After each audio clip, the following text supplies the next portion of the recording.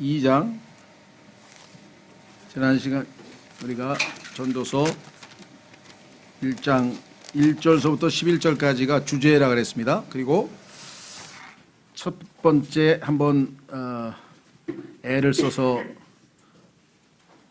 실험을 했고, 그 다음에 그 결과가 14절에 이제 모든 것이 헛되며 영을 괴롭게 하는 것이다 라고 했고, 15절에 이 땅에 구부러진 것을 곧게 할 수 없다.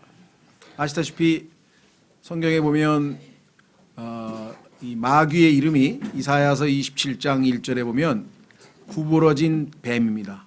마귀의 이름에 구부러졌다는 표현이 들어가 있죠. 이사야서 27장 1절에 보면은 구부러진 뱀 이런 표현이 나옵니다.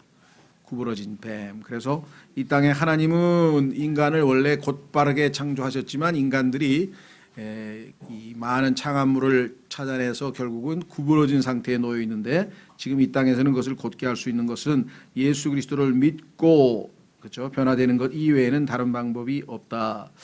자, 그래서 이제 결국은 상당한 이 실험과 경험을 한 후에 또 다시 한번 18절에 가서 이제 지혜가 많으면 근심도 많나니 지식을 늘리는 자든 슬픔을 늘리느니라. 요즘 세상적 속담으로 치면 아는 것이 병이다 이 말. 모르는 게 약이다. 너무 많이 알다가는 슬픔을 우리가 겪을 수밖에 없다. 자, 그래서 이제 어느 정도 또 시간이 흘렀습니다. 그래서 이번에는 이제 어떻게 결정을 내리느냐, 또 다른 실험을 하기 시작을 하게 됩니다. 자, 어떤 실험을 했는가?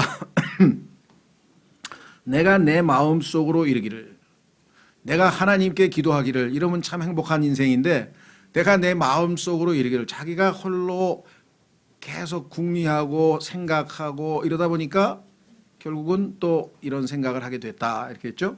그래서 이 1장 12절서부터 2장 마지막 절까지 보면요, 나라고 하는 말이 80몇 번인가 나와요.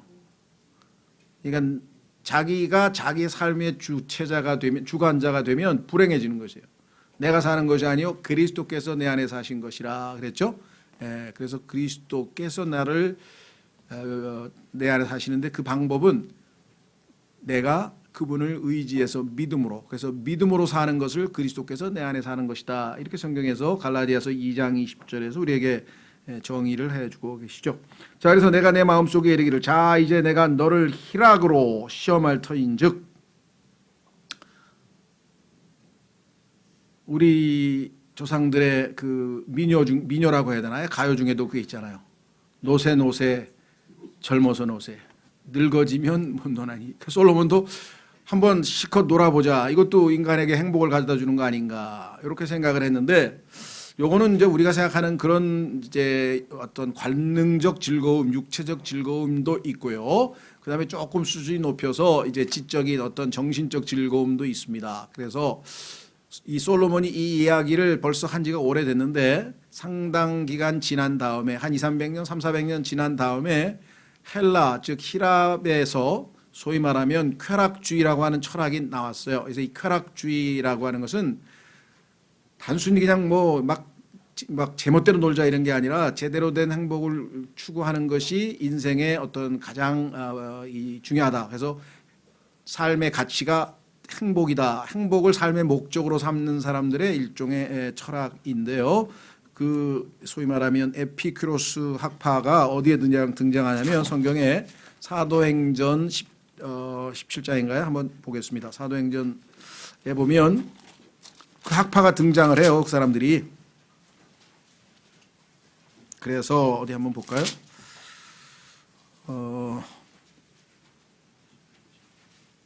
사도행전 언제 나오냐? 예, 18절이네요. 17장에 보면요, 사도행전 17장 18절에 보면요, 당시 최고의 문화 중심지 아테네, 모든 철학의 중심지 아테네죠. 이 아테네를 방문했는데 16절에 보니까요, 이제 바울이 아테네에서 그들을 기다릴 때 그 도시가 온통 우상 숭배에 빠진 것을 보매 살아계신 참 하나님이 아닌 거짓 신들에게 사람들이 마음을 다 빼앗긴 것을 보니까 의분이 생긴 거예요. 막 영이 격동한 거예요. 어떻게 살아계신 하나님을 놔둔 채 이 하나님의 형상대로 지음받은 인간이 이렇게 우상에 빠졌을까? 그래서 여기 보시면요. 그 도시가 온통 우상 숭배에 빠진 것을 보매 그의 영이 그의 속에서 격동함으로 그랬죠. 예. 하나님께 영광 돌리지 않고 이렇게 비참하게 된 인간에 대한 그 안타까움. 17절 그가 회당에서는 유대인들과 독실한 사람들과 논쟁을 하고 장터에서는 날마다 자기가 만난 사람들과 논쟁을 하니라. 너희는 잘못된 신들을 섬기고 있다. 참 하나님은 이분이시다 하면서 그냥 계속해서 지금 저희 요즘으로 치면 변증학인데요. 기독교를 옹호하고 성경을 옹호하는 이와 같은 것들을 지금 이 실천적으로 뭐 구체적으로 나중에 필요하면 복음도 전했겠죠. 그러나 일단 복음을 전하기 전에 이 사람들이 잘못된 길을 가고 있다라는 것을 일단 설득하고 있는 작업을 하고 있는 중인데 그 중에 대표적인 학파가 나옵니다. 그때 에피쿠로스 학파와 스토아 학파에 속한 어떤 철학자들이 그를 만나매 어떤 사람들은 이르되 이 말쟁이가 무슨 말을 하고자 하느냐 하고 다른 몇 사람들은 그가 이방신들을 전하는 자로 보인다 하니 이는 바울이 그들에게 예수님과 부활을 선포하였기 때문이라. 이들은 하도 신들이 많다 보니까 무슨 또 이상한 이방인 신들을 전하는가 보다라고 생각을 했던 것 같아요. 이런 오해가 있습니다. 그래서 여러분들도 예수 그리스도를 전할 때에는 쉽게 받아들이는 사람을 오히려 경계해야 돼요. 여러분들은 야 어떻게 이렇게 잘 받아들이지? 그러면은 조금 경계를 해봐야 돼. 왜? 실제적으로 예수 그리스도를 제대로 알고 받아들인 것인지 아닌지가 불분명할 때가 많아요. 실제로 그런 경우가 있어요. 제가 이름이 아마 정확하진 않은데 그 선교사님 한 분이 계셨어요. 여자 선교사신데 이 인도에 가서 복음을 전하는데 얼마나 잘들 예수님을 믿는지 몰라. 그래가지고 야 어떻게 이렇게 예수님을 잘 믿지? 그러고서는 너무 기뻐가지고 좋았는데 어느 날 자기가 신방을 간 거예요. 복음을 전한 사람들을. 갔더니 그냥 집에 그냥 막 그 우상을 나타내는 형상들이 우리 집 막 뭐 도깨비에다가 무슨 뭐 부처상에다 막 이런 게 쫙 있는 거예요. 그냥. 그래가지고 그냥 덜컹해가지고 아니 자매님 예수님 믿었잖아요. 그랬더니 예 믿었어요. 그래서 아니 근데 어떻게 예수님을 믿었는데 이런 형상이 이거 다 우상 다 없애야 되는데 성경에 보니까 제대로 믿은 사람이 이거 싹 갖다 버리잖아요. 아니 그걸 왜 갖다 버려요? 예수님 상도 저기 하나 더 있는데 저기 계신 분이 지난번에 믿은 예수님이에요. 예, 이 사람들도 아테네 사람들도 지금 그렇게 생각한 거예요. 그러니까 여러분들이 예수님 잘 믿는다 그래가지고 야 그렇게 잘 믿을 리가 없죠. 그렇게 마음이 딱딱하게 굳어 있는 사람들이. 자 그래서 에피큐로스는 뭐냐면 소위 쾌락주의라 그러는데 이들의 추구는 사실은 정신적 쾌락을 추구했습니다. 왜냐하면 육체적인 쾌락이나 이런 것들은 오래 안 가니까 정신적인 뭐 쾌락에 대해서 조금 고급스러운 쾌락주의인데 그냥 쾌락주의라는 말 자체는 그렇게 또 우리에게 들리지 않을 경우가 있죠. 그 다음에 스토아학파는 이제 반대입니다. 이 사람들은 이제 금욕주의예요. 이 땅에 있는 모든 욕망을 이제 일종의 불교나 뭐 힌두교 비슷한 그런 것들인데 어쨌거나 약간 솔로몬은 이번에는 이제 쾌락주의를 한번 실험해 보자. 이것이 나에게 진정한 행복을 가져다 줄 것인가 이렇게 해서 전도서로 다시 돌아가겠습니다. 자 그래서 그냥 단순히 즐겨보자가 아니라 이분은 인생에 있어서 무엇이 참 인간을 행복하게 해주는지 나름대로 인간적으로 지금 과학자의 마음으로 자세로 지금 연구하고 탐구하는 거예요. 그래서 잘 한번 시험해보자. 그렇게 실험을 했는데 자 여기 시험한다고 분명히 돼 있죠. 예, 입증한다고. 희락으로 시험할 터인지 즐거움, 이 희락이라고 하는 것이 과연 나에게 뭔가를 가져다 줄 것이냐 이렇게 지금 생각을 했다라고 하는 것이죠. 거기에 보면 이제 이 표현이 지금 우리에게 지난번 실험은 이제 끝나고 이번에는 다른 것을 한번 실험해 보자는 얘기겠죠. 쾌락을 즐기라 하였으되 보라 이것도 헛되도다. 쾌락을 실컷 즐겨봤더니 헛되다 그랬어요.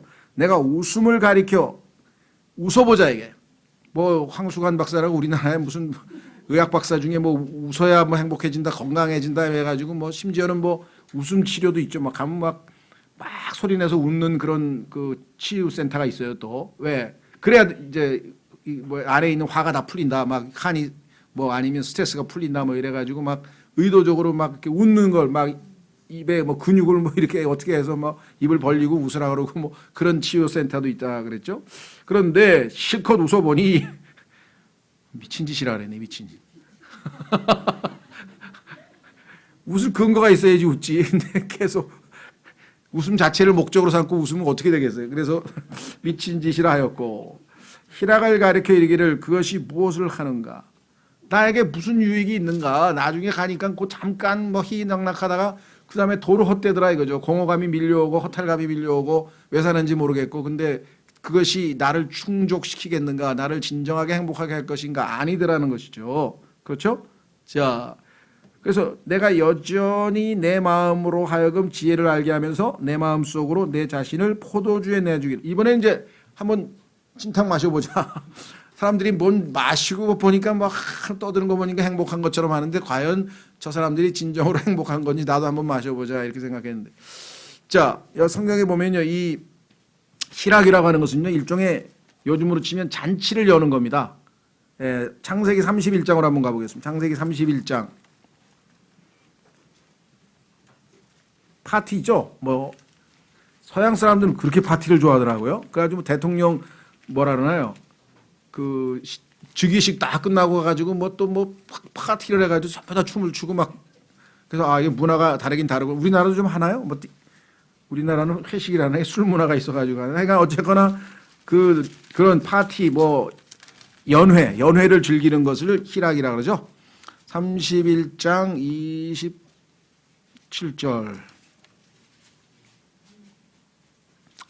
31장 27절에 보면 내가 희락과 노래와 작은 북과 하프와 함께 너를 보내겠거늘 어찌하여 네가 은밀히 도주하. 야곱이 몰래 도망갔는데 자기 장인이 찾아와가지고 한다는 소리가 야 네가 떠난다는 얘기만 했으면 내가 크게 잔치를 한번 벌여서 이별 파티라도 한번 열어줄 건데 왜 그러고 갔느냐 이렇게 얘기를 했죠. 그러니까 파티 문화가 지금 이 솔로몬 이 세상 사람들도 그래요. 정말 이 노는 거 있죠. 클럽 가가지고 논다, 뭐 파티 간다, 먹고 마시고 잔치 뭐 이런 걸 갖다가 아주 삶의 행복에 이 뭐랄까요? 도움이 되는 것처럼 생각하시는 분들이 굉장히 우리 주변에 많이 있다. 그래서 뭐 위하여 하면서 한 잔씩 하고. 자, 한번 또 찾아볼까요? 성경에 아마 비슷한 내용이 또 하나 있는 것 같은데.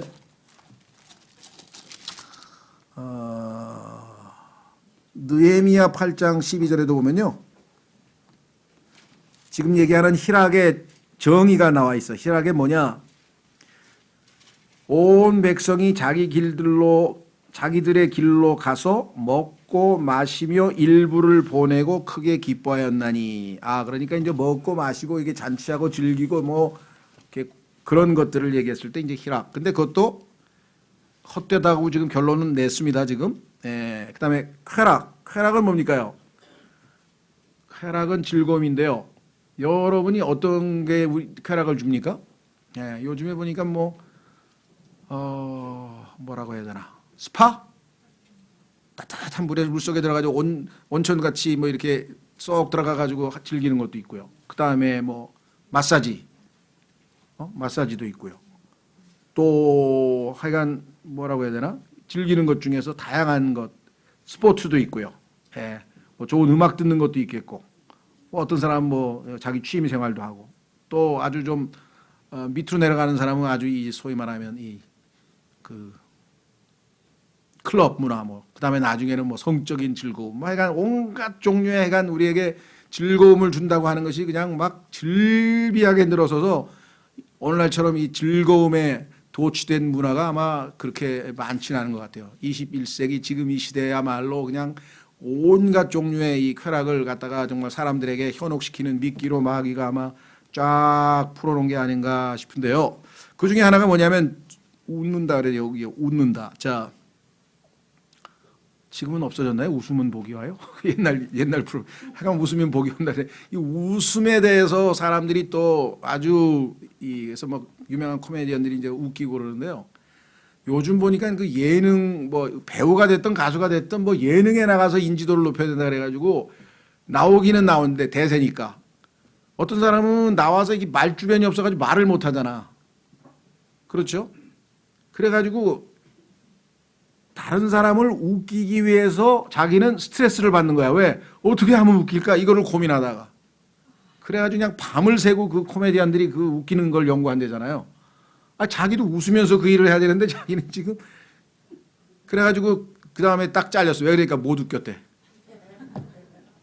그 어디 토크쇼에 나와도 뭔가 웃기는 얘기를 해서 사람들에게 뭔가 역할을 해야 되는데 못 웃겨서 아주 거기 뭐랄까 인기를 별로 얻지 못하는 뭐 이런 현상이 지금 벌어지고 있는 것 같아요. 그렇죠? 그래서 이 웃기는 것. 근데 성경에 보니까 전도 7장 6절에 보면요. 이렇게 써 있어요. 한번 보세요. 7장 6절에. 사람들이 요즘에는 안 그런 것 같아요. 예전에는 보니까 무슨 그 PD들이 이렇게 무슨 공연 같은 거 하고 예능 하면은 웃으라고 막 이렇게 손을 흔들어 가지고 안 웃는데 막 웃으라고 막 요구하는 경우도 좀 있고 가짜 웃음이 있잖아요. 이게 무슨 대화를 하다가 웃을 장면인데 그러면은 그 웃음을 가짜로 들려주죠. 하하하 뭐 호호호 막 이러면서 야 뭐 저런 기법도 있다. 예, 근데 그런 웃음을 성경에서 뭐라 그러냐? 전도서 7장 6절 가시나무가 손 밑에서 우지직 소리를 내는 것처럼 막 우지직 하면서 막 타들어가잖아요. 예. 어리석은 자의 웃음도 그와 같나니 이것도 헛되도다 그랬습니다. 그래서 실컷 웃어봐야 남는 게 없다. 예. 예. 그래서 또 분명하게 언급을 했습니다. 자, 그 다음에 웃는 것 넘어서서 자 밑으로 내려갑니다. 이제 웃는 거는 아주 그냥 간단하게 결론을 내렸죠. 이게 미친 짓이라고 해버렸고 그 다음에 희락 그것도 뭐 아무것도 우리에게 주는 게 없다. 뭘 주느냐 주는 게 뭐가 있냐 하고 지금 회의적으로 얘기를 했습니다. 예, 자 그래서 이제 밑으로 내려갑니다. 내가 여전히 자 그러니까 내 마음으로 하여금 지혜를 알게 하면서 그러니까 1번 2번은 즐거움 온갖 일종의 즐거움을 가지고 인간이 진정으로 만족감을 느낄까 실험했는데 실패라기보다는 애가 답이 안 나왔어. 아니야. 그래서 이제 그 다음에는 술. 그래서 보통 사람은 그냥 무식해서 술을 먹는데 여기는 뭐냐면 지혜를 알게 하면서 모든 걸 잘 지혜를 판단하면서 혹시 거기에 술을 마시면 좀 진정한 참 만족을 누릴 수 있을까 하고 시도를 해봤는데 사실을 포도주에 내주기를 구하였으며 또 다른 사람들의 또 사람들의 아들들이 그들의 평생 동안 하늘 아래에서 행하여야 할 일, 곧 그들에게 그토록 좋은 일, 정말 너무 좋다 하고 싶은 일이 무엇인지 알아볼 때까지 어리석음을 붙잡기를 구하였노라. 술을 마셔보고 사람들이 요걸 해보면 행복할까? 저걸 해보면 행복할까? 난 요거 하고 싶어. 나는 저거 하고 싶어. 나는 예술에 미치고 싶어. 나는 뭐 글을 쓰고 싶어. 나는 뭐 막 죽도록 걷고 싶어. 어떤 사람은 뭐 막 산악자전거를 타고 뭐 어디를 가고 싶어. 막 또 날고 싶다. 날다가 또 떨어져 죽는 사람도 있고요. 하여간 하고 싶은 게 뭐 많어. 그래서 그걸 전부 다 보니까 다 folly. 어리석은 짓이라는 결론이 나오게 된 거예요. 그러니까 정말 이 솔로몬은 하나하나 잘 검토해 가면서 나름대로 이거 해보고 저거 해보고 다 해봤더니 그것도 아니더라 이렇게 됐어요. 자 그래서 이번에는 이제 또 어느 정도 시간이 지난 다음에 다시 한번 또 이제 또 다른 계획을 세웠는데 그것은 뭐냐 큰 사업을 한번 해보자. 그러니까 여기 나와 있죠 4절에 내가 나를 위하여 큰 일들을 벌였나니 뭔가 예를 들면 자기가 한 어떤 일이 완성됐어요. 뭘 시작을 했는데 예를 뭐 누구 한 사람이 한 건 아니지만 그리고 하여간 이 123층인가? 하여간 그 롯데타워가 123층인가요? 예. 아 거기는 아직 근처도 못 가봤는데 하여간 바깥에서 이렇게 보니까 빌딩이 이렇게 사각이 안 되고 뭐 이렇게 좀 묘하게 돼 있더라고요. 그래서 하여간 야, 그 저런 걸 어떻게 다 지었나 이제.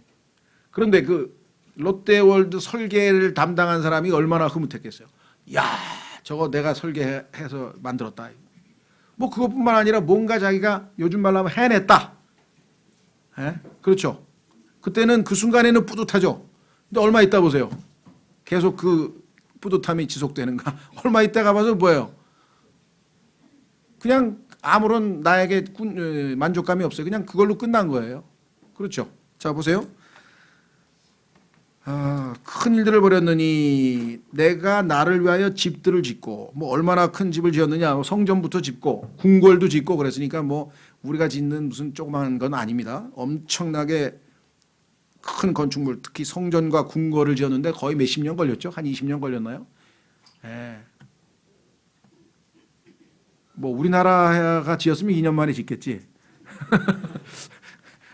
그 스페인의 바르셀로나에 있는 사그라다 파밀리아를 가서 보고 100년 넘게 짓고 있다 그러니까 이런 멍청한 놈들 우리나라 이거 1년이면 끝났네. 한국 건축회사에 가면 농담을 했다 그러는데 하여간 그 사람들은 뭐 빠른 게 필요 없으니까 하나하나 꼼꼼하게 아마 짓는 모양인데 하여간 큰 집을 지었어요. 집을 짓고 그다음에 포도원들을 세웠으며 이 당시에는 정말 이 포도주가 음료수기 때문에 그 포도를 쫙 지어가지고 정말 엄청나게 큰 농사도 지어봤고 나를 위하여 정원들과 여러분들 정원들 멋있는 거 보셨죠? 예, 저도 순천에 있는 그 정원 박람회에 가보니까 뭐 다양한 여러 가지 약간 예전에 몇 년 전에 했잖아요. 정원들. 예, 그 어디니까 저 프랑스에 가면은 무슨 그 로틀담인가 뭐 거기 가도 뭐 왕궁에 보면 다 정원들이 멋지게 있잖아요. 또 스페인의 그 뭡니까 알람브라에 가면은 이 아랍식 정원 이렇게 분수가 이렇게 탁 하고 이렇게 아치형으로 돼 있고 뭐 하여간 그 정원들을 솔로몬이 또 얼마나 멋지게 지었느냐. 그 다음에 또 뭘 지었습니까? 여기서 과수원들을 만들었다네. 과수원들 그렇죠? 과수원들도 아름답죠. 그 다음에 온갖 열매 나는 나무들을 심었고 정말 정말 그 당시에 아주 알려진 모든 것들을 다 심었고 그 다음에는 뭘 했나 풀을 지었는데 연못 연못을 만들어서 거기다가 뭐 모르겠어요. 연꽃은 아니겠지 우리나라처럼 하여간 또 뭔가를 꾸며가지고 했죠. 연못 거기에 물고기도 살겠고 그다음에 그것들로 나무 내는 숲에 물을 주게 하였으며 그게 이제 뭐라 그래야 그 물 관계라 그러죠. 그 숲에 있는 모든 식물들이 자라도록 이 연못을 통해서 하여간 관계 시스템을 만나서 여러분들 보면요 이 아랍이나 이 스페인 아랍 사람들이나 이 중동 지역에 가면 그 관계 시스템이 기가 막혀요. 왜냐하면 물 공급이 제일 중요하니까 수로를 따라서 쫙 해서 물이 와가지고 이게 그 사람들이 식수로 쓸 수 있도록 그죠? 뭡니까 로마도 마찬가지예요. 로마 문화에도 가면은 어느 지역을 가도 이 그 수로가 있어요. 수로를 아쿠에둑토라고 하는데 이게 스페인 말로는 그러니까 뭐냐면 아구아 물에다가 이죠 덕트 그래서 물에서 이렇게 홈이 파여가지고 돌이 되죠. 막 대리석 돌 같은데 그 돌에 이렇게 이게 폭 파여가지고 글로 물이 쭉 갔는데 예를 들면 뭐 저 피레네 산에서부터 시작해가지고 뭐 바르셀로나 시내까지 내려온다든가 그 물 흐르는 그것을 모두 다 만들어 놨잖아요. 그렇죠? 자, 그러니 물을 주게 하였으며 심지어는 지금 2000년 전에 로마 시대에 만들었던 이 수로가 아직도 지금 많은 유적지로 남아있는 걸 우리가 알겠죠. 그 다음에 어떻게 했습니까? 7절에 나를 위하여 남종들과 여종들을 구하였고 뭐 남종 여종이 뭐 엄청나게 많고 그 다음에 내 집에서 종들이 태어나게 했으며 대를 이어서 거기서 종의 종들이 태어나고 또한 내가 나보다 먼저 예루살렘에 있던 모든 사람들보다 앞선 모든 왕들보다 크고 작은 가축들을 더 많이 소유하였고 동물원도 또 만들었네. 동물원 식물원 그냥 인간이 하고 싶은 모든 것 인간에게 즐거움을 주는 모든 것 요즘 현대 얘기로 하면은 자아성취예요. 자아성취 성취감 그렇죠? 야 이거 다 내가 만들었어. 이거 다 내 거야 하고 뭔가 성취감, 자아성취, 뭐 자아실현 뭐가 됐든지 간에 행복함을 얻기 위해서 온갖 것들을 다 했는데 그 다음에 8번째 또 나를 위하여 은과 금과 왕들이 소유한 특이한 보물 금은 정도가 아니라 아주 특이한 보물들이 그 다음에 여러 지방의 특이한 보물을 모았으며 뭐 수정도 있고요. 자수정도 있고요. 뭐도 있고요. 뭐 해외여행 가다 보면 이상한 지역에 막 특별한 보석들이 막 번쩍번쩍한 게 많잖아요. 그렇죠? 그다음에 나를 위하여 노래하는 남자들과 노래하는 여자들을 두었고. 그러니까 밤낮 밴드가 여기서 그냥 뭐 여기는 락앤롤, 여기는 발라드, 뭐 여기는 뭐 하여간 뭐 살사 하면 하여간 모르겠어요. 하여간 온갖 종류의 그런 걸 항상 들었어요. 그다음에 온갖 종류의 기뻐하는 것을 두었도다. 온갖 종류로 자기를 즐겁게 해줄 수 있는 모든 것. 아마 여기에는 뭐 서커스도 있을 것이고요. 뭐 베레벨 지금 뭐 우리가 여기 써 있는 거지만 실제적으로 이때 그 역사석에 보면은 뭐 상상을 초월한 뭐 서커스도 있고 별의별 게 다 있어요. 자, 그다음에 이런 걸 다 했죠. 그래서 이제 뭐라 그러냐? 이처럼 내가 위대한 자가 되어 나보다 먼저 예루살렘에 있던 모든 사람들보다 더 번창하게 되었고 내 지혜 또한 내게 남아 있었도다. 어마어마한 사업을 벌려서 이 엄청난 일을 다 했고 여전히 자신은 지혜로운 사람으로 남아 있었다. 이렇게 얘기를 했습니다. 물론 이 땅에서 하나님께서 인간에게 주신 어떤 그 삶의 어떤 그 즐거움 중에 하나는 성취감이 뭐 있어요. 뭔가 자기에게 주어진 책무를 완성을 해서 그렇죠. 뭐 저 같은 경우도 개인적으로 뭐 번역을 책 한 권이 딱 번역이 됐다. 아, 그럼 성취감을 느끼지만 그리스도인은 못해요. 이 일을 하게도 하시고 하고자 하는 마음도 주시고 완성도 하시고 결과적으로 이렇게 하신 하나님께 감사하고 그렇죠. 우리는 그 모든 즐거움을 주신 분이 있잖아요. 우리를 기쁨을 주신 그분이 있기 때문에 절대로 어떤 이것으로 끝나는 게 아니잖아요. 근데 이 사람들은 그걸 해놓고서는 얼마 지내다 보니까 그 다 옛날 게 지나가는 게 돼서 결국은 뭐야? 아유, 그것도 보니까 다 헛된 거네. 그렇죠? 예. 그래서 지금 뭐라고 얘기했는가? 밑으로 내려갑니다. 번창하게 되었다는 얘기는 뭐 솔로몬 시대의 그 왕국의 그 규모나 뭐 경제력이나 군사력이나 모든 걸로 봤을 때 어마어마하죠. increase라고 하는 말 썼는데 우리가 잘 아는 침례인 요한은 나는 번창이 아니죠. 그분이 번창, 예수님께서 번창하셔야 되고 나는 decrease, 쭈그러들어야 된다. 그런 자세로 살았네. 그렇죠? 그분이 번창하셔야 되고 나는 줄어들어야 된다. 그분은 드러나셔야 되고 이렇게 고백했던 그 침례인 요한의 삶의 자세를 보면 너무나 다르죠. 이 사람은 그러니까 자기가 모든 걸 다 최고도로 번창시킵니다. 자, 10절이 아주 어떻게 보면 그냥 압권이네요. 압권. 모든 것의 결정판. 뭐냐? 또 무엇이든지 내 눈이 원하는 것들을 내가 금하지 아니하였고 지나가다가 갖고 싶다. 야, 저거 그러면 지나가가지고 저거 자기 눈이 원하는 거를 다 가질 수 있는 능력을 갖추고 있는 사람은 아이고 부러워라. 부럽습니까? 그 사람이 나중에 가서 뭐야 허탈하다 그랬잖아요. 공허하다 그랬잖아요. 그 다음에 뭐야? 내 마음이 어떤 기쁨이라도 누리는 것을 내가 막지 아니하였습니다. 마음에서 원하는 걸 다 할 수 있어. 뭐든지. 이 세상에서 아마 이 세상 사람들이 제일 원하는 게 그거 같아. 내가 하고 싶은 거를 마음대로 할 수 있는 능력과 모든 걸 다 갖추고 있어 내가. 그렇죠. 아, 내가 이 세상에서 제일 똑똑한 사람이 쓴 책, 소크라테스의 무슨 책, 뭐 임마누엘 칸트의 뭐 실천 이성 비판 쫙 읽을 수 있어. 지적 만족도 느껴. 그다음에 뭐 그림도 잘 그려. 악기도 잘해. 그렇죠? 식물에 대해서 연구도 해서 논문도 써. 동물도 연구해서 논문 써. 자기가 이거 하고 싶다. 근데 그거를 맥시멈 최대한까지 할 수 있는 조건을 다 갖춘 사람이 이분은. 그래서 이는 내 마음이 내 모든 수고를 기뻐하였기 때문이라. 이것이 내 모든 수고로 인하여 얻은 내 뭐라 그랬습니까? 몫이었노라. 야, 이 궁전 내가 시켜서 내가 지은 거야. 이 성전 내가 지은 거야. 이 포도원 이거 다 내가 지은 거야. 그렇죠? 이 오케스트라 내가 다 만든 거야.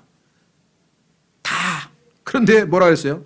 그때 내가 내 손이 이룩한 모든 일과 내가 수고하여 행한 모든 수고의 열매를 바라보았는데 너무나 마음이 기쁘더라 라고 했으면 나도 하고 싶은데요.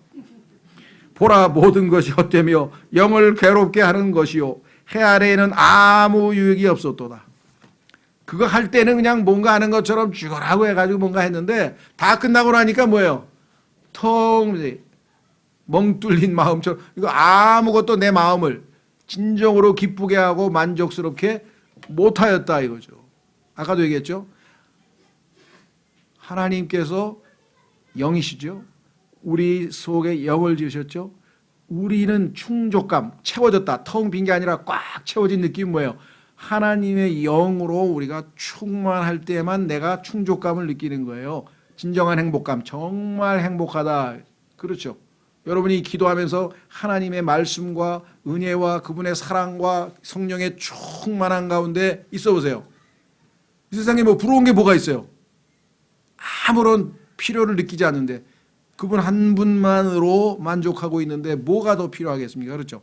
자, 그래서 하나님께서는 하나님만이 우리를 만족시키고 충족시킬 수 있는 분이라는 사실을 깨닫게 하기 위해서 솔로몬에게 이 모든 걸 다 체험하게 했는데 솔로몬이 다 해봤으니까 할 필요 없다 그랬는데 아이고 평생 동안 시간 낭비하면서 이것만 하고 있네. 이 땅에 있는 수십억의 인구가 솔로몬이 해봐야 헛되다 그랬는데 그걸 하고 앉았어.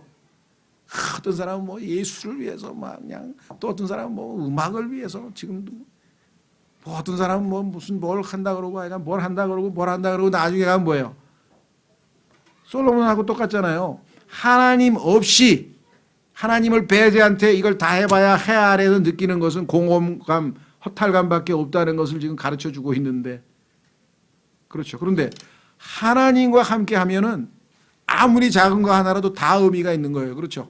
예, 하나님과 함께 비록 내가 뭐 큰 일들 안 하고 작은 일, 예, 하나님 기뻐하시라고 내 입으로 못 부르는 노래지만 찬송을 기쁜 마음으로 하나 했더니 하나님께서 기뻐 받으셨다 이거죠.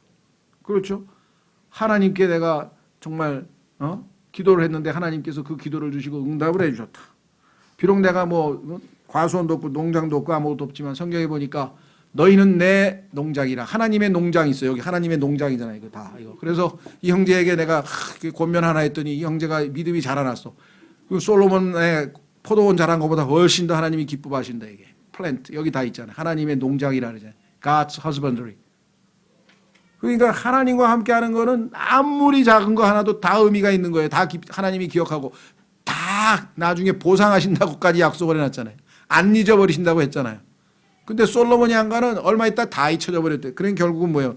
그 어마어마한 걸 다 해놓고도 그래도 마음이 행복하지 않은 거예요. 예. 그래서 왜 이렇게 생각할 수밖에 없었는가? 보세요.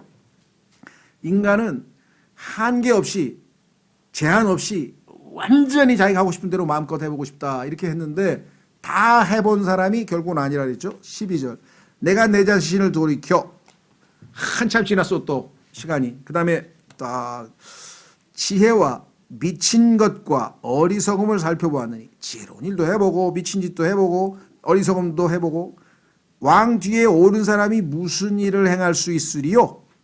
내 뒤에 내 자식들이 나보다 더 큰 일 할까? 그럴 리가 없지. 그래서 뭐라 했어요? 이미 행한 일뿐이라. 그러니까 아버지가 뭐라 그래? 야 이놈들아 네가 아무리 해도 안 행복할 거야. 그러니까 그 짓 하지 말고 하나님의 명령을 지키라. 뒤에 나오잖아요. 하나님과 관계된 삶을 살아라. 뭘 하나 하더라도 네 마음에 의논하지 말고 하나님과 의논하고 하나님과 그렇죠. 왜? 하나님께서 다 너의 마음을 시험하고 결국은 네가 행한 모든 은밀한 것 다 심판하실 것이다 하고 12장에 나중에 결론을 내린다 이 말이죠. 13절 그때 내가 보니 지혜가 어리석음보다 뛰어남이 빛이 어두움보다 뛰어남 같았도다. 자 그러면은 이 세상에서 살아가는 사람 가운데 아주 지혜로운 사람과 아주 어리석은 사람인데 그 의미가 없느냐? 아니 의미가 있죠. 지혜가 어리석음보다는 훨씬 뛰어나죠. 그렇죠. 어떤 사람은 지혜롭게 시간을 활용해서 참 정말 많은 일을 이루고 비록 이 세상이긴 하지만 다른 사람에게 유익을 주기도 하고 어떤 사람은 뭐 우장충박사인가요? 뭐 그런 분은 막 뭐 해가지고 뭐 슈퍼 뭘 만들었나? 옥수수인가요? 뭘 하나 만들어가지고 막 하여간 보면 정말 이런 거 누가 만들었을까 하면서 많은 지혜로운 것으로 유익을 끼친 사람이 없는 건 아닙니다. 그 자체를 다 부인하는 건 아닙니다. 자 여기 나와 있죠. 그때 내가 보니 지혜가 어리석음보다 뛰어남이 빛이 어두움보다 뛰어남 같았다. 어리석음과 지혜는 뭐 한참 차이가 나죠. 지혜로운 자의 눈은 그의 머릿속에 있거니와 어리석은 자는 어둠 속에 다니나니 그들 모두에게 한 가지 일어나는 줄을 내가 직접 깨달았도다. 자, 지혜로운 자의 눈은 그의 머릿속에 있다. 그 사람이 무슨 생각을 하고 있느냐에 따라서 그 사람이 지혜로우냐 지혜롭지 않느냐 결정이 되고요. 어리석은 자는 빛과는 반대대로 가죠. 어둠 속에 다니나니. 문제는 뭐예요? 이렇게 지혜롭고 이렇게 어리석어도 마지막 순간에는 동일한 일을 당하더라. 그것이 뭐냐? 여기 나와 있는 것처럼 결국은 똑같이 어떻게 된다고요? 예, 한 가지 일이 일어나는 줄을 내가 직접 깨달았도다. 이 사람이 배고프면 저 사람도 배고프고, 이 사람이 아프면 저 사람도 아프고, 이 사람이 죽으면 저 사람도 죽고, 똑똑해도 죽고 어리석어도 죽고, 똑똑해도 병 걸리고 어리석어도 병 걸리고, 똑같은 일들이 인간에게는 반복되더라. 그때 내가 내 마음속에 이르기를 어리석은 자에 일어난 일이 내게 또 일어나거늘 어찌하여 내가 더 지혜로웠던가 하고, 이에 또 내 마음속으로 이르기를 이것도 헛되도다 하였도다. 그러니까 지혜로운 것이 이 땅에서 어리석음과는 차원이 다를 정도로 좋은 성과를 내고 하지만 결국 내가 지혜롭다 그래서 안 죽고 나는 영원히 사는가? 아니잖아요. 내가 지혜롭다 그래가지고 이 질병에도 안 걸리고 건강하게 사는가? 아니잖아요. 그래서 결국은 지혜로우나 어리석으나 나에게 일어난 일이 똑같다고 한다면 그건 뭐하러 애써서 수고하고 고생하냐. 그렇죠? 예. 그래서 결국은 지혜로워 봐야 마지막에 일어나는 최종적인 결과는 똑같다 이거죠. 그렇죠? 예. 그래서 솔로몬이 3장에서 그 얘기를 한 거예요. 예. 보세요. 다음 주에 또 보겠습니다만은 3장에 보면은요. 이 땅에 하늘 아래 1절 하늘 아래 모든 일에는 시기가 있고 때란 말이죠. 시기 뭐뭐 할 시기가 있고 모든 목적한 것에는 때가 있도다. 그렇죠. 우리가 쉴 때 쉬고 놀 때 놀아야 되는데 그냥 계속 놀면 탈나죠. 예. 또 일을 해야 될 땐 마땅히 일을 해야 되는데 계속 쉬면 그 다음에 먹을 게 없고. 자, 다 때가 있어요. 날 때가 있고 죽을 때가 있으며 심을 때가 있고 심은 것을 뽑을 때가 있으며 죽일 때가 있고 고칠 때가 있고 전쟁에 나가는데 적들이 오는데 안 죽이면 안 돼. 그땐 죽일 때지. 그건 죽여야지. 그렇죠? 무너뜨릴 때가 있고 세울 때가 있고 무너뜨려야 새로 세울 거 아니에요. 그래야 저 재건축도 하고 뭘 할 거 아니에요. 하여간 다 때가 있어요. 울 때가 있고 웃을 때가 있으며 애곡할 때가 있고 춤을 출 때가 있으며 돌들을 버릴 때가 있고 돌들을 함께 모을 때가 있으며 껴안을 때가 있고 껴안는 것을 금할 때가 있으며 얻을 때가 있고 잃을 때가 있으며 지킬 때가 있고 버릴 때가 있으며 찢을 때가 있고 꿰맬 때가 있으며 잠잠할 때가 있고 말할 때가 있으며 사랑할 때가 있고 미워할 때가 있으며 전쟁할 때가 있고 화평할 때가 있도다. 이 14가지 14쌍이죠. 대조 서로 반대되는 내용이 지금 플러스 마이너스 해서 한쪽에는 플러스 저희 말하면 이 땅에서 우리가 원하는 것 즐거운 순간 기쁨의 순간 그죠? 이런 순간이 한때 있는가 하면 반대되는 괴롭고 힘든 그런 순간이 또 있더라. 그래서 14쌍이 지금 서로 대조가 돼서 쭉 열거되어 있습니다. 그러고 보니 인생은 모순이다 이렇게 되는 거예요. 항상 기쁘면 좋겠는데 얼마 전까지 뛸 듯이 기뻤다가 그냥 지금은 세상이 꺼지도록 한숨 쉬는 사람이 있는가 하면 얼마 전까지 그냥 괴로워하고 막 그냥 힘들어하고 막 그러던 사람이 그냥 갑자기 그냥 모르겠어요. 뭔 일이 벌어졌는지 그냥 하루아침에 막 기뻐가지고 즐거워가지고 예, 그렇게 되는 경우도 있고요. 그렇죠. 그러니까 항상 삶 속에서는 뭐예요? 모순되는 일이 반복되다 보니까 인간은 결코 행복해질 수가 없는 거예요. 왜? 항상 기뻐야 저 정도로 만족인데 가다가 슬픈 일이 터져버리면 그 다음엔 어떡하니? 그래서 이 땅에 있는 인간들은 항상 여기에서 좋은 쪽을 택하려고 그래요. 보세요. 날 때가 있어요. 날 때는 뭐예요? 축하하러 가가지고 아이고 귀여워라 예쁘다. 죽을 때 가면 울죠.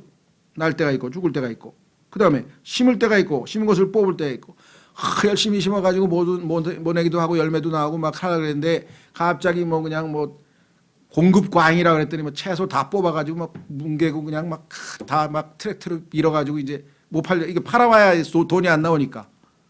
그래서 결국은 뭐 심을 때가 있고 뽑을 때가 있는데 뽑을 때 즐거워하는 사람 없겠죠. 심을 때를 좋아한다. 죽일 때가 있고 고칠 때가 있으며 사람을 고쳐서 하는 것은 좋은 일인데 죽일 때가 있어요. 특히 뭐 그 안락사도 난 잘 모르겠어요. 자세한 내용은 모르겠는데 말 같은 경우는 전쟁에서 조금 다치면 안락사 시키는 게 그 말에게는 행복한 거래요. 그래서 그거는 상식적으로 오히려 총을 쏴서 죽이잖아요. 자기의 그 이 기병을 대가 이렇게 많이 상처를 입으면 고통을 계속 당하기 전에 그냥 이렇게 쏴서 죽일 때가 있죠. 무너뜨릴 때가 있고 세울 때가 있고 결국은 이 모순 가운데에서 인간은 결코 행복할 수 없다. 왜? 여기서 좋은 것만 다 했어. 내 인생에 날 때, 심을 때, 고칠 때, 세울 때, 웃을 때, 춤출 때, 돌들을 모을 때, 껴안을 때, 얻을 때, 지킬 때, 꿰맬 때, 그 다음에 뭐예요?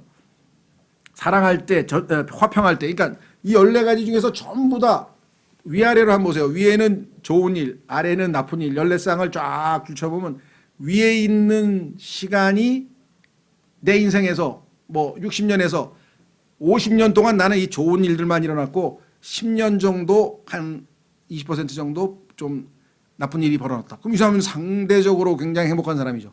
상대적으로. 내 인생은 그냥 위에 건 하나도 없고 그냥 밑바닥에 그 불행한 일만 계속 연속됐다. 그러면 불행한 사람이죠. 상대적으로. 그런데 맨 마지막엔 다 뭐예요? 위에서 거의 90%를 즐겁고 행복하게 살았어. 근데 마지막에 뭐예요? 한 번 죽는 것은 사람들에게 정해진 것이고 죽을 때를 피할 수가 없어요. 그러니까 죽음이라는 것이 존재하는 한 인간은 결코 행복해질 수 없고 헛되니 모든 것이 헛되다는 그 결론이 나올 수밖에 없다. 결국은 이것의 원인 제공은 뭐였어요? 죄잖아요. 죄 때문에 죄 삭은 사망이고 사망 때문에 아무리 좋은 일이 많아도 결국은 죽으면 모든 게 끝이니까 헛되다가 됐잖아요. 그러면 모든 원인은 뭐예요? 죄잖아요. 그래서 이 세상에서 가장 필요한 게 뭐예요? 침례인 요한이 외친 것처럼 Behold the Lamb of God which taketh away the sin of the world. 세상 죄를 제거하는 하나님의 어린 양이로다. 죄가 제거돼야 죄 문제가 해결이 돼야 죽음 문제가 해결되고 죽음 문제를 해결하고 영생을 얻어야 그래야 뭘 하나를 하더라도 의미가 있고 헛되다고 공허하다고 허탈하다는 소리가 안 나올 거 아니냐 이거죠. 그러면 인간은 하나님 안에서 영원한 생명을 얻고 죄 문제를 해결한 사람은 진정한 행복을 얻게 된 거다 이 말이죠. 그러니까 하나님께서는 그 진정한 행복을 얻게 할 수 있는 게 뭐였어요? 죄를 제거하는 거예요.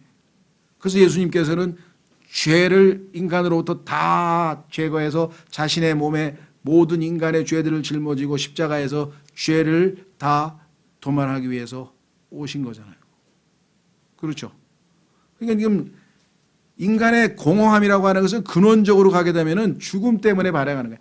아무리 뭘 다 해도 마지막 죽는 순간을 피할 수 없으면 이 죽음을 해결 못하면 아무리 뭘 많이 해도 무슨 의미가 있냐고요. 스티브 잡스 뭐 어마어마하게 존경받았잖아요. 막 아유 세상에서 뭐 정말 그 사람처럼 그냥 무슨 암이죠? 뭔 암인데?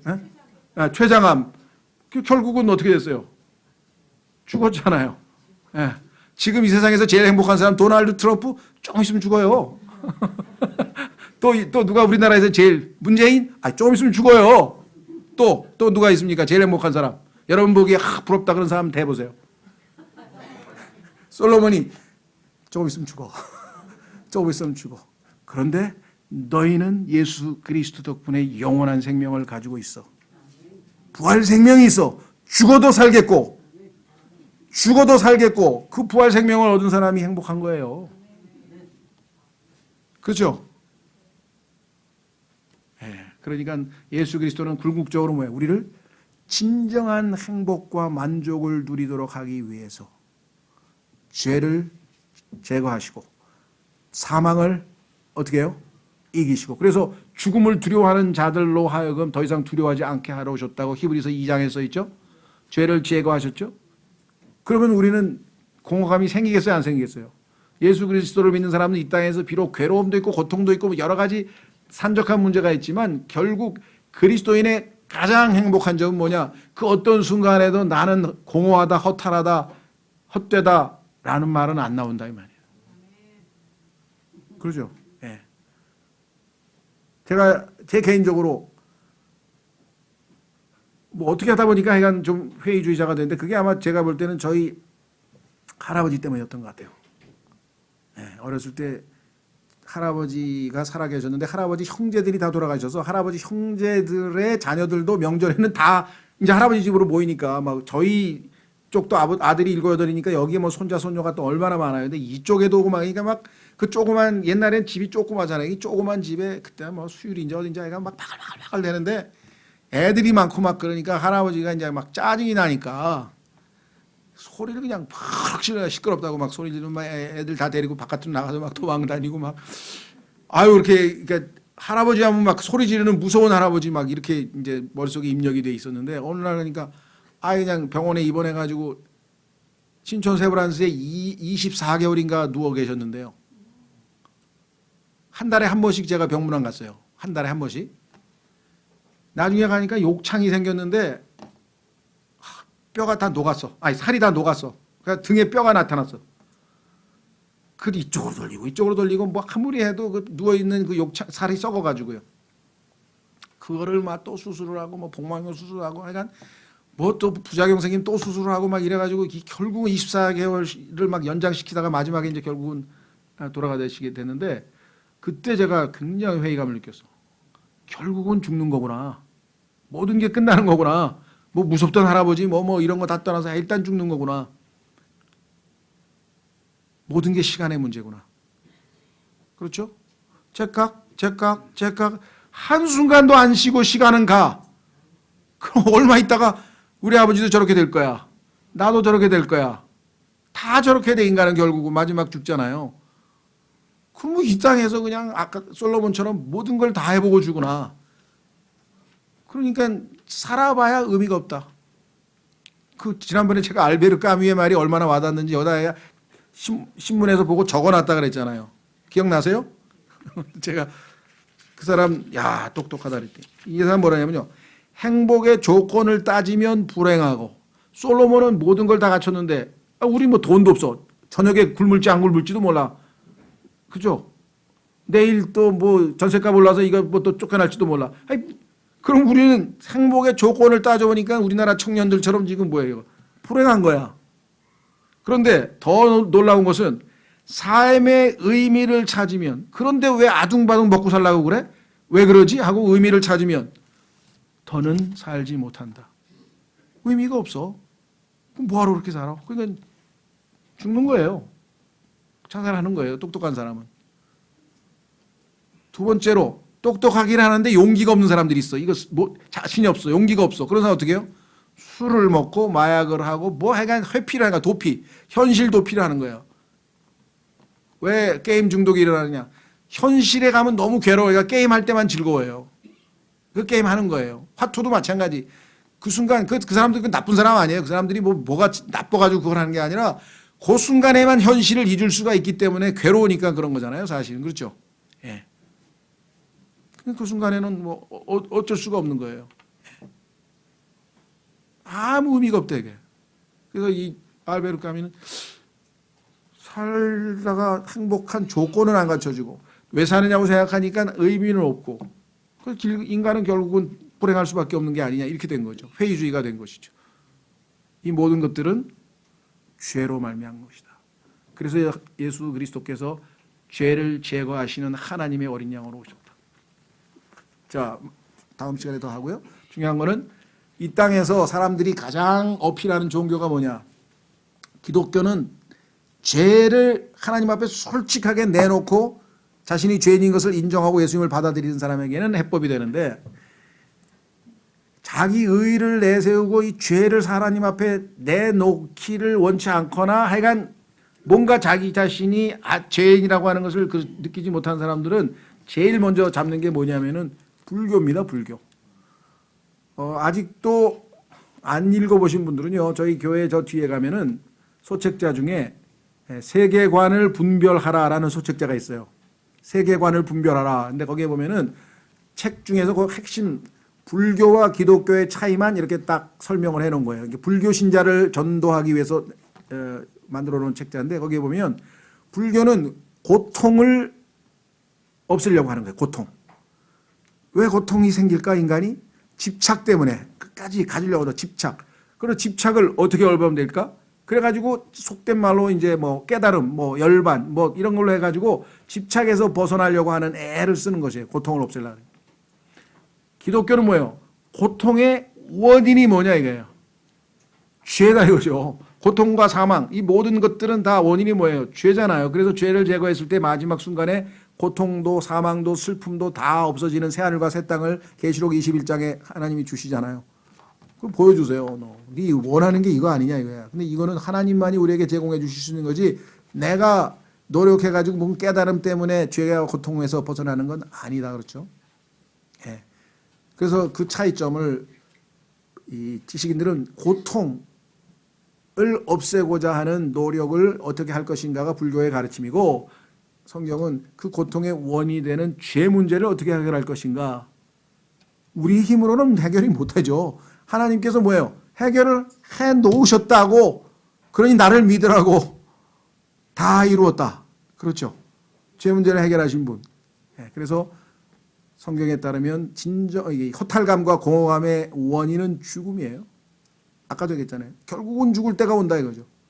그러면 죽음을 극복하지 못하면 예수님께서 뭐야? 나를 믿는 자는 죽어도 살겠고 그분 그 예수 그리스도를 통해서 그 말씀을 믿고 부활의 생명을 얻고 영원한 생명을 얻기 전에는 이 불행에서 결코 벗어날 수 없다는 거죠. 그러니까 전도서를 통해서 우리가 배울 수 있는 것들은 바로 이 궁극적인 불행의 원인을 하나님께서 제거해 주신 것. 그렇죠? 예. 그래서 지금 이 주변에도 우리 주변에도 정말 인간적으로 보면 존경하는 사람 많아요. 여러분 어떠세요? 저는 정말 존경할 사람들이 너무 많아. 그중에서 제일 존경하는 사람 운동선수들이. 야, 저렇게 땀을 흘리고 비지땀을 흘리고 그냥 막 죽을 고생을 하면서 그냥 뭐 줄다리기를 뭐 하고 막 태릉 선수촌인가 뭐 성수촌에서 연습하는 거 보면요. 저렇게 열심히 사는데 그뿐인가요? 뭐 사업하는 사람은 막 잠도 안 자고 그냥 뭘 하고 그냥 또 예술하는 사람은 저렇게 열심히 사는데 나중에 가면은 공허감을 느낄 거니 참 왜 저러고 살지?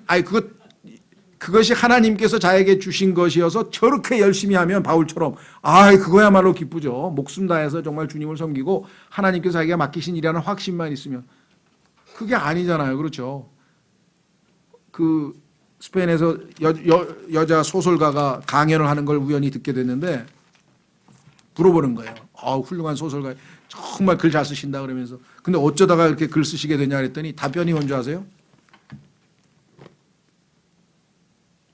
죽지 않으려고요. 그럼 무슨 말입니까?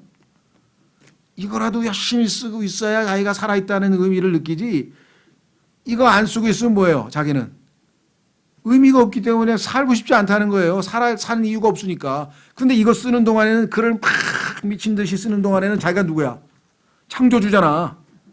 내가 창작을 하고 있다는 그 자아실현 속에서 자신을 잊어버리고 글 쓰는 재미에 사는 거예요. 그러니까 글을 쓰다가 술 한잔하고 자고 허탈하고 공허하다 그럴 때 더 막 쓰는 거예요. 그러니까 죽지 않기 위해서 그거구나. 근데 이 사람만 그러겠어요? 뭐 무용에 미친 사람, 뭐 축구에 미친 사람, 뭐 나중에 한번 다 물어보세요. 왜 하나? 그게 유일하게 자기에게 기쁨을 주는 거로 생각을 한 거야. 그래서 이 세상에서 그러죠. 부모가 자녀들에게 하고 싶은 걸 시켜라. 꼭 하고 싶은 거 다 했잖아요. 얘기해 주세요. 하고 싶은 거 해도 불행해져요. 예수 그리스도를 만나야 돼. 왜? 그분이 뭐야? Blessed is the name of the Lord. 주의 이름은 복되도다. 행복의 근원이 되신 분이에요. 그분이 나를 행복하게 하기 전에는 절대로 행복하게 할 수 없어요. 그렇죠? 그래서 전도서를 통해서는 정말 우리가 얼마나 행복한 사람인가. 우리는 궁극적인 행복을 얻은 사람이다. 그래서 이것을 사람들에게 헛된 일을 하는 사람들에게 알려줘야 되겠죠. 이 시간에 우리 다 같이 일어나셔서